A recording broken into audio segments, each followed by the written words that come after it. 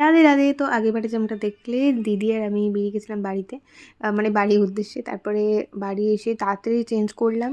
তারপরে চলে গেলাম মৌমিতাদের বাড়ি। তো ফার্স্টে দিদিকে এখানে সাজানো হবে। দিদির আর আমার শাড়ি দুটোই ভাল লাগছে, কিন্তু আমার শাড়িটা আমার না।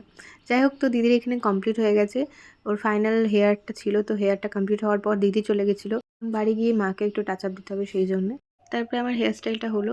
আমার ফুল লুক আমি দেখাচ্ছি। তো চলে এসেছি আমরা বিয়েবাড়ি সবাই।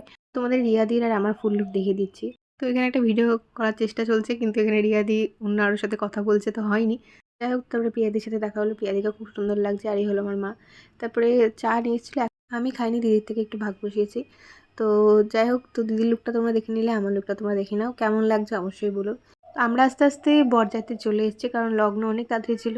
তারপরে আমরা এখানে একটু বসছিলাম, তারপরে চলে গেলাম ফুচকা স্টলে। সেখানে গিয়ে আমরা 10 টাকা পাই, কিন্তু 10 টাকাটা আমরা নিয়ে একটু মন্দিরে দিয়ে দিয়েছি। আর পাশেই ছিল পকোড়া, চিকেন পকোড়া আর জুস কাউন্টার। তো আমরা ফুচকাটাই খেয়েছি। তো তারপরে আমরা গেলাম বাড়ির ভেতরে। এখানে গিয়ে দেখি ব্রাইডের মাথার ওপরে দিয়ে যেটা আনে সেটা পড়ে আছে এখানে। তো কি বলে সেটা তোমরা বলে, আমার নামটা মনে পড়ছে না। ভিডিওটা এই পর্যন্তই। ভালো লাগলে লাইক, শেয়ার, সাবস্ক্রাইব করবে। দেখাচ্ছে নেক্সট পার্টে। বাই।